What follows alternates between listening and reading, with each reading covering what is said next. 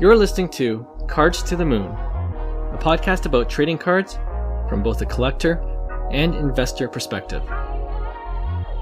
We hope you'll stick around for the ride as we take a deep dive into the state of the hobby, share some hot takes, hopefully some useful advice, and fun stories along the way. Hey guys, welcome back to Cards to the Moon. My name is Clark from 5cardguys.com and 5cardguys on Instagram. With me, co-hosting as usual, is Hyung of Integrity Sports Cards and John, who is Trade You at Recess on Instagram. All right, it's another Friday episode, but it is a special Friday episode because this is officially our 200th episode today.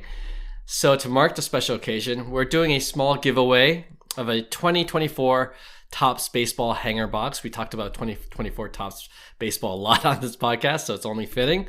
And all you need to enter is to go check out our newsletter, which we just revamped and relaunched. It's also called Cards to the Moon. So we moved everything over to Substack. Some of you guys might know what that is. And the link is 5cardguys.substack.com, and we'll put it in the show notes below so you can find it easily. Once you subscribe to the free monthly newsletter, you can read all the contest details there on the latest newsletter post, which is published just today. So yeah, off the top, we want to thank all of you guys for tuning into the pod week in and week out, and we hope you continue to share our pod with your hobby friends, and we'll hopefully grow this community for another 200 episodes. All right, later on in this episode, we have a clip from the Oppotaco Podcast, which we also help produce. If you're a baseball fan, you should definitely subscribe to it right now. It's hosted by our friends Begg and Jason Willow, who have played ball professionally, and they have a lot of connections in the baseball world, even now, including with up-and-coming prospects and rookies who they've coached, as well as Hyung, our co-host, right? You've known these guys for sure for a while. Absolutely. We run into a lot of prospecting stories and stuff like that, so it's good to get some feedback from guys that have, the experience and kind of like the inside knowledge of it, right? Yeah. So yeah, they have cool stories too. Like a lot of stories that, wouldn't be told otherwise, like you're in the locker room. So it keeps it very casual. So I'm a fan of that podcast too. I actually listen to it. So yeah. Yeah, seriously, if you're a baseball fan, you need to subscribe to it. And we're actually going to have both Chris and Jason on the show next week. We have them scheduled in, and we'll be talking. It's perfect timing because we'll be talking about baseball prospects and rookies because the season is now officially underway with the Soul Series. And excited about baseball starting up again. They're both collectors too. That's a good point. Yeah. So we'll definitely be talking about cards with them as well, and see which, prospects and rookies they're into this upcoming season. And I think it'll be a fun episode. So tune in for that. Next week we'll run that episode. Anyway, their latest episode on the Oppotaco Podcast, they had Toronto Blue Jays prospect Sam Shaw on their show, and they talked a bit about cards at the end of their interview, like how long it took to sign. He says 6,000 of his first Bowman autograph cards. Jeez. He said it took about 8 hours, and he did it straight. So that's that's pretty impressive. Holy cow. They also talked about the picture that Topps used for his card. And he says he remembers the exact moment when that occurred. And Jason also asked if he wrote any inscriptions for any of his cards. So definitely listen to that episode. We'll actually play the clip of that Oppotaco Podcast episode right after we have our off the top discussion for today's show. All right, so that's a good segue into what I really wanted to talk about for the episode today. It was breaking news yesterday, and I know it's more baseball related than baseball cards related, but there could still be an impact on the hobby. And I'm talking, of course, about the bombshell news that Shohei Ohtani's interpreter, Ippei Mizuhara, I think is how you pronounce it, that he was fired for allegedly stealing millions, $4.5 million to be precise, from Shohei to cover gambling debts. That's what's been reported. The big question is whether Ohtani knew about the debt and whether he willfully loaned Mizuhara money to cover it. Apparently the money was wired from Ohtani's account right? That's something that they dug up in the report. Now, if Mizuhara did indeed steal it without Ohtani knowing it, which is what the story or the narrative is now, then of course the interpreter's in deep trouble. But Ohtani, he's kind of off the hook if that's the case, right? If he didn't know about it, he's just embarrassed by the whole situation, but he could still play baseball. On the other hand, if he did know about it and helped cover it up for his friend, there might be grounds to suspend him. So that's the question that's kind of lurking with very few details released. So this is a sports card podcast. So I want to focus if the latter happens, right? If Shohei did know about it, do you think this impacts Ohtani card prices in any way? And if it does, would you be nervous about buying his cards because of this controversy? Your thoughts? Man, this is a very tough question because we've seen it before in the hobby where, a negative, impacting story would really impact kind of card prices, right? So I see it the same way where I'm kind of hope that it, lowers Ohtani's prices because, Yeah. you know my answer to that one. The next question, would I be buying? It's like not at current prices, especially with this news, but if they're, drops a bit, I'm always in the hunt for Ohtani. I think he's a different breed, but yeah, it's a crazy story. I don't think the whole story's out and we won't know exactly what happened, but the way I see it too is like Ohtani's kind of like the unicorn, right? Like I don't see him being the bad guy in any of this, to be honest. This guy, he just wants to play baseball. He's just signed a big deal with the Dodgers. And, he's not the type of guy that I would say would kind of get involved in that kind of world, especially with so much on the line. But he is that type of guy as well to bail out a friend. He's just like, and that's why everybody loves him, I think. It's like he's the character that, he portrays at least, right? And he might be a villain, who knows? But the character at least he portrays is like a pretty positive one. And it's exciting for the baseball community. It's unfortunately bad news, but yeah, I don't think it will affect his card prices as much as, we'd like it to, if that makes sense. Yeah, I am with you. What do you think, John?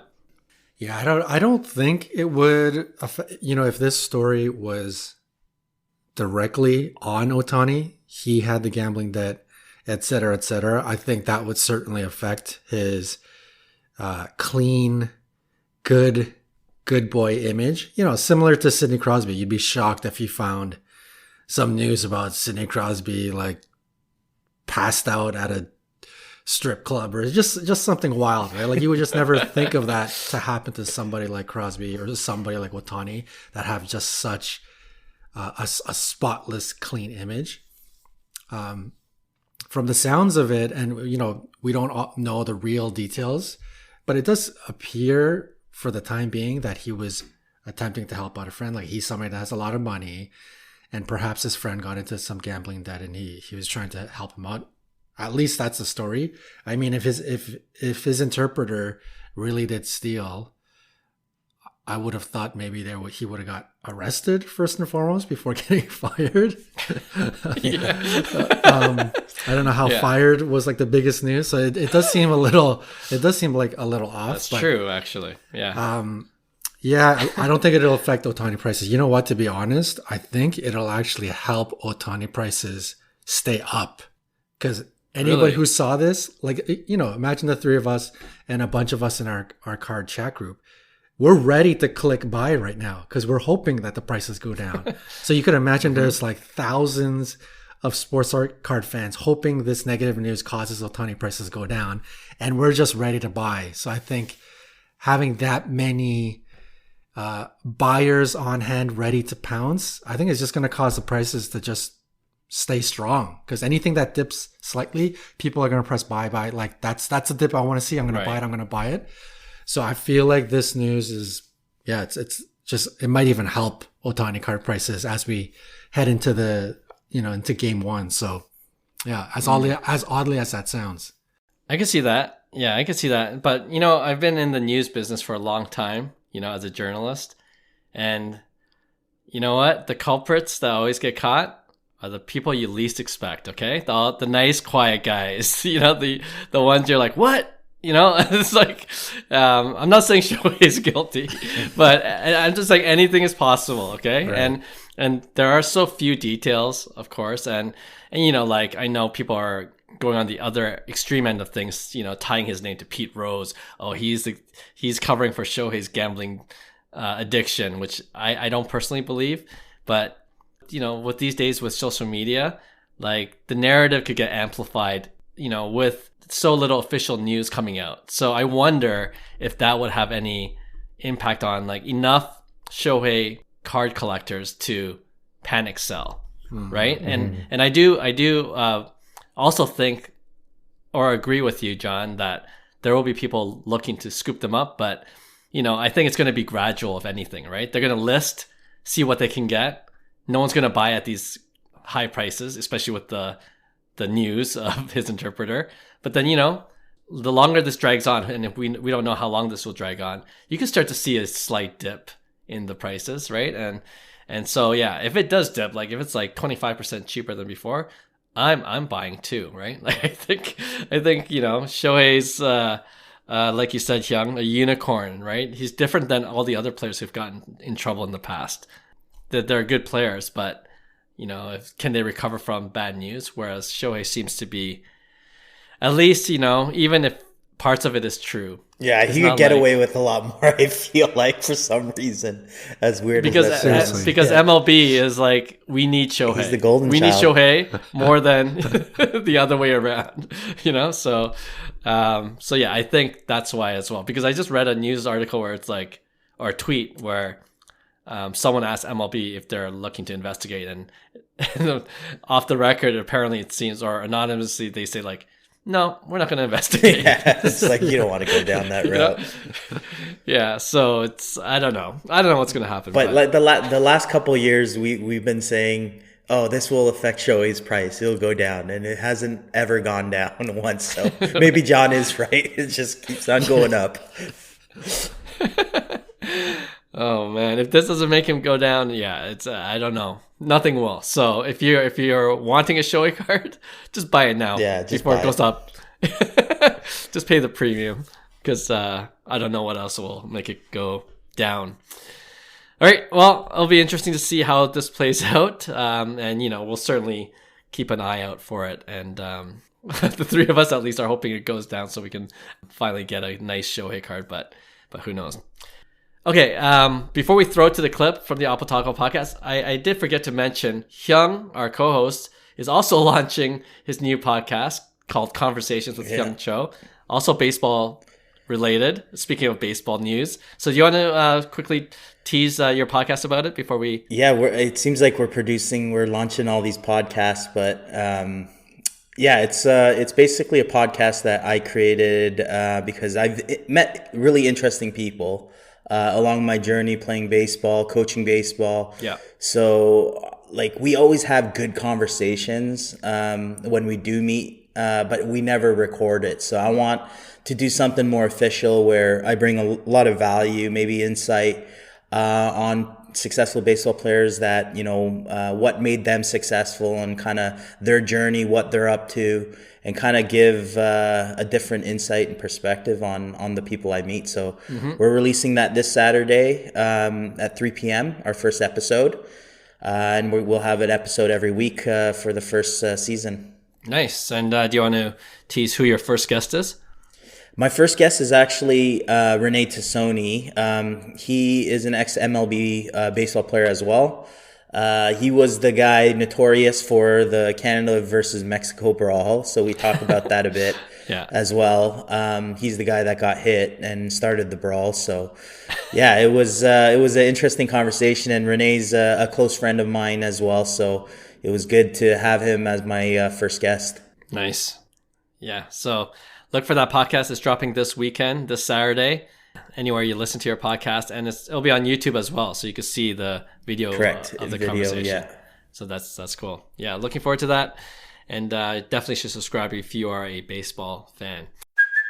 Hey, it's Kaylee Cuoco for Priceline. Ready to go to your happy place for a happy price? Well, why didn't you say so? Just download the Priceline app right now and save up to 60% on hotels. So whether it's Cousin Kevin's Kazoo Concert in Kansas City, go Kevin, or Becky's Bachelorette Bash in Bermuda, you never have to miss a trip ever again. So download the Priceline app today. Your savings are waiting.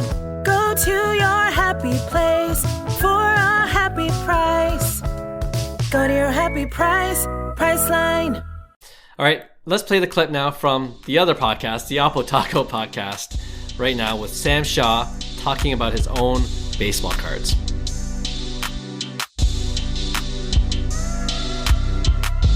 One more thing that I have on the docket here, Willow. I don't know if you've got anything else before this. No, I know what you're going to say. Oh. Let's go there. So, I mean, we got a little bit of a sneak peek of maybe a Bowman card that came up that you are signing. So you got them signed?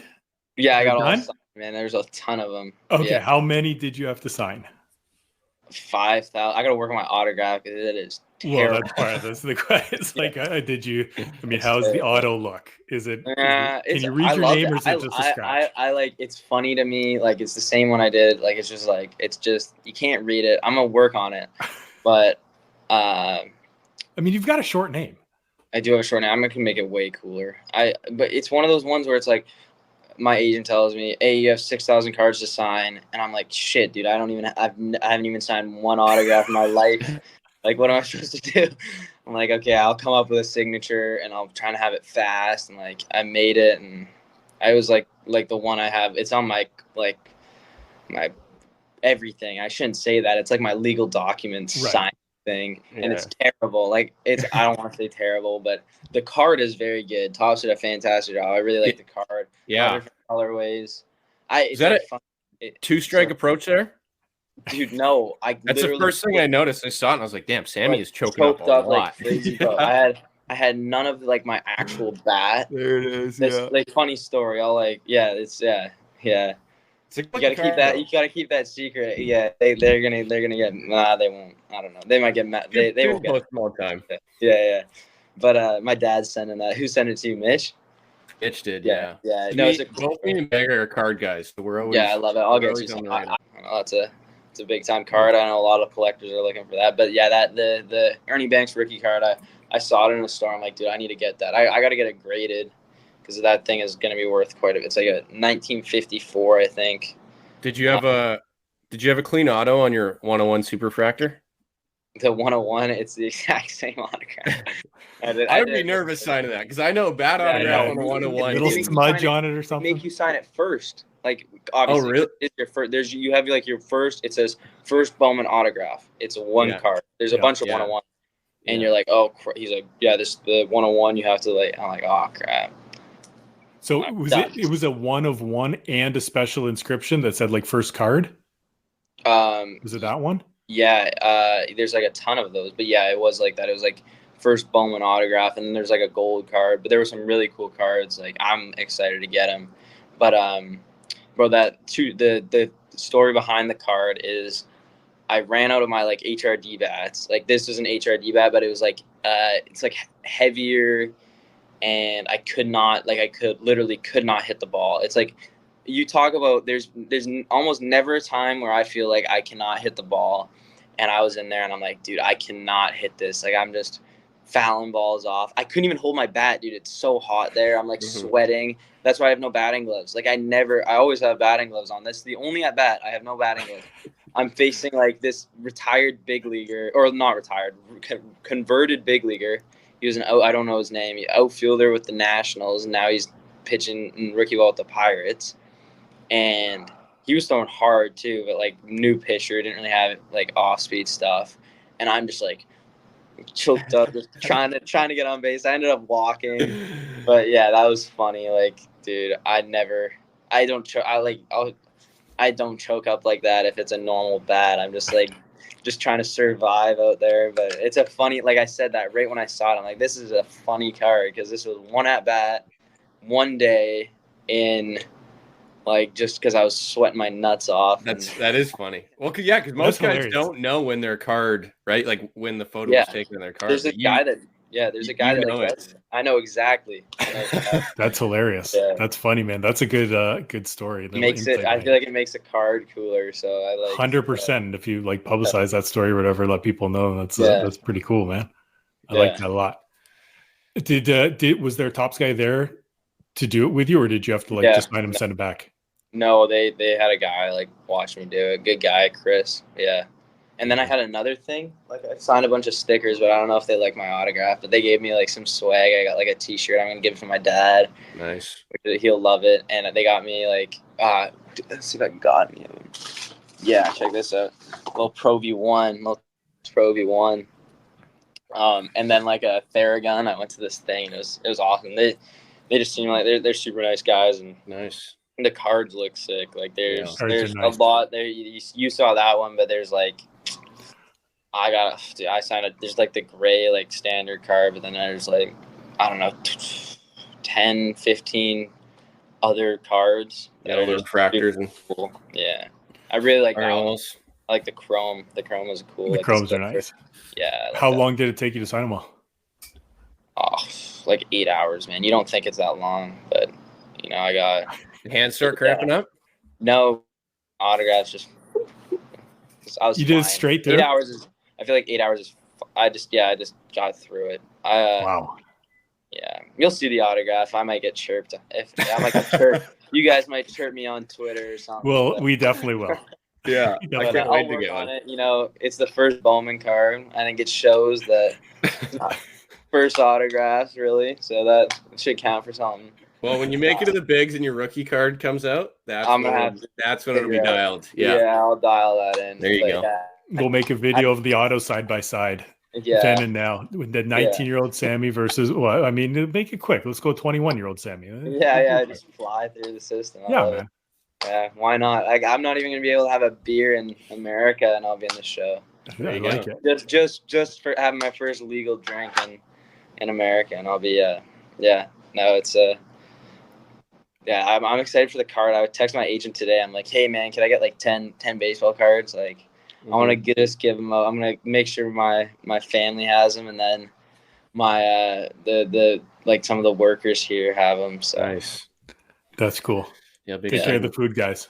Yeah, I'm gonna take care of the food guys. One guy wants one, and I'm making sure. 100%.